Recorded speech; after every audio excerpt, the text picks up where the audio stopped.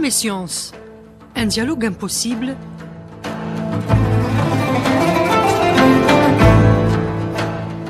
Ifriqiya FM brise les idées reçues et vous invite à découvrir comment ces deux univers entretiennent un rapport fécond et harmonieux.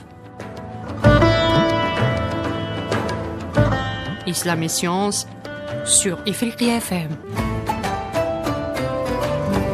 Assalamu alaikum wa rahmatullah, toujours sur Ifriqiya FM. Mes frères et sœurs, bonjour. Nous parlons toujours de la position privilégiée de Surat al-Kahf, l'architecture révélatrice de la Sourate, qui est composée de 110 versets, dont 107 versets mécois, descendus avant l'exil du prophète à Médine.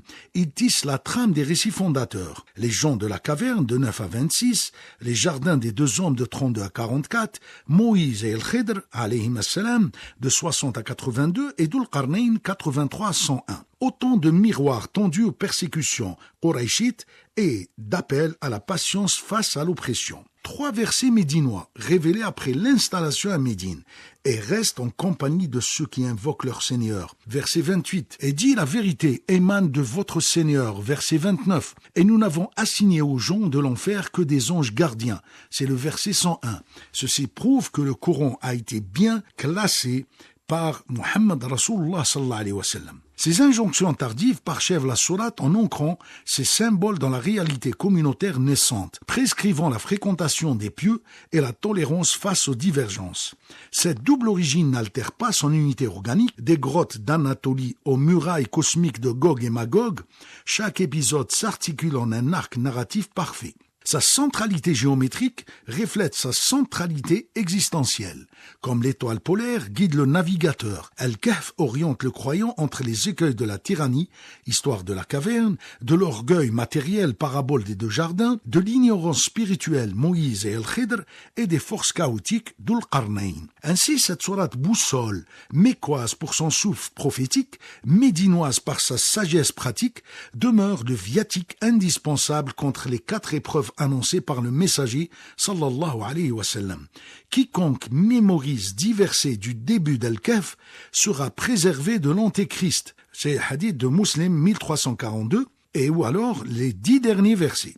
Sa place au centre du livre n'est pas fortuite, elle est la colonne vertébrale d'une révélation qui équilibre mystère et guidance, hier comme aujourd'hui et pour notre futur. La quintessence des 4 épreuves humaines, cette sourate boussole déploie 4 récits prophétiques où chaque épisode constitue un rempart contre une tentation existentielle. La caverne sacrée, l'épreuve de la foi face à la tyrannie, jeunes croyants fuyant l'idolâtrie, endormis 309 ans dans une grotte aux lois naturelles suspendues, raison enseigner que la préservation divine récompense la sincérité face aux persécutions.